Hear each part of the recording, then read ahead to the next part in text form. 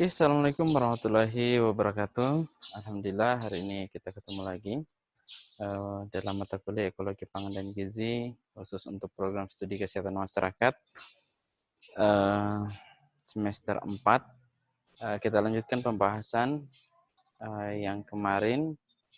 Sekarang ini yang kita bahas adalah sistem ketersediaan pangan.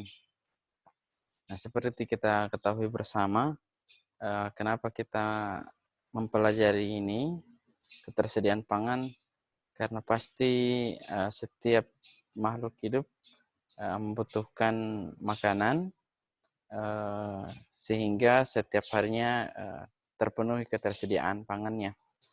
Jadi,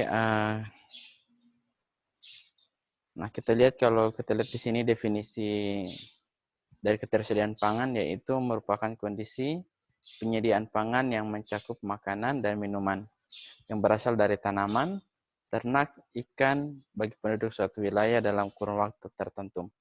Jadi seperti kita ketahui, kalau melihat dari pengertian ini, contohnya saja pertanian.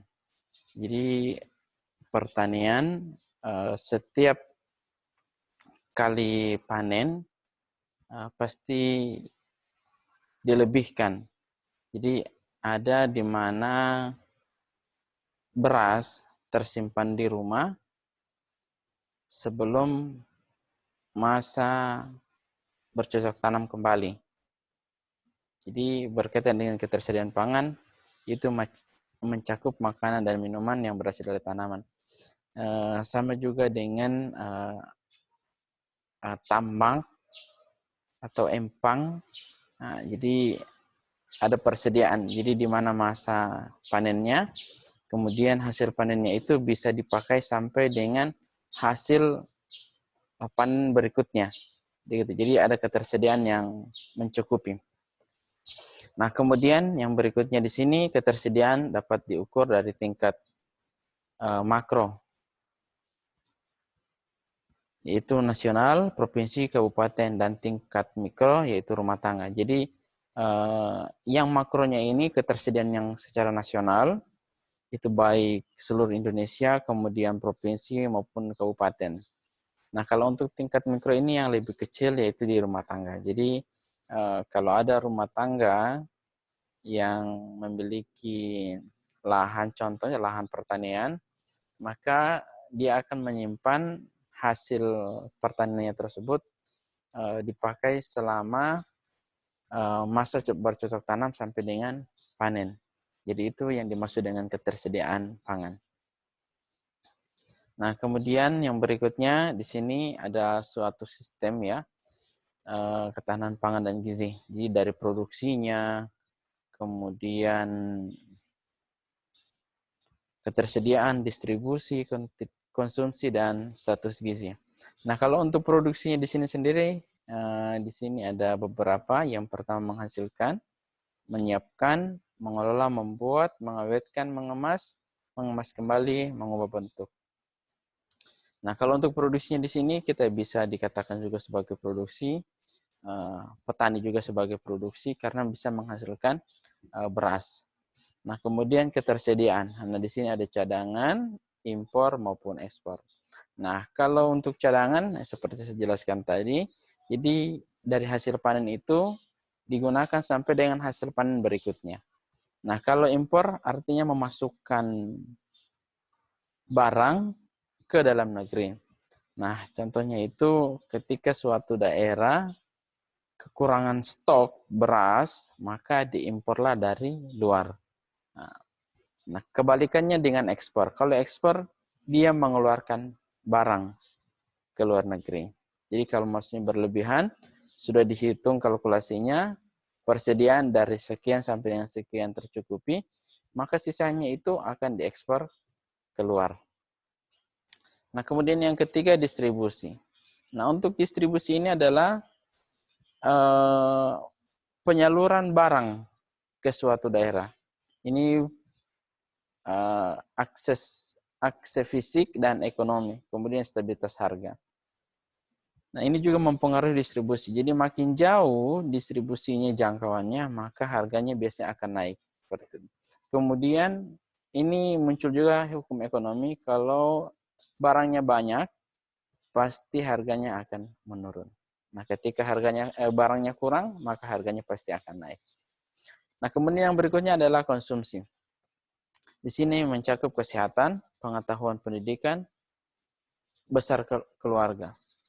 Nah, untuk konsumsi di sini kalau mencakup kesehatan, nah seperti kita ketahui, kalau yang memiliki gejala atau penyakit asam urat, maka konsumsi pangannya itu dia akan perhitungkan dan dia akan batasi. Tentunya asam urat, maka dia kurangi mengkonsumsi makanan yang memicu penyakit asam urat. Kemudian pendidikan pengetahuan. Nah, di sini kebanyakan orang hanya mementingkan nikmatnya saja makanan tanpa memikirkan status gizinya atau ya gizi dari makanan tersebut. Nah, ini mempengaruhi juga pengetahuan dan pendidikan seseorang terhadap makanan yang dikonsumsinya. Nah, kemudian yang berikutnya adalah besar keluarga. Nah, semakin banyak anggota keluarga, maka konsumsinya pasti akan banyak juga. Nah, begitupun dengan sebaliknya, makin sedikit anggota keluarga, maka sedikit pula konsumsinya.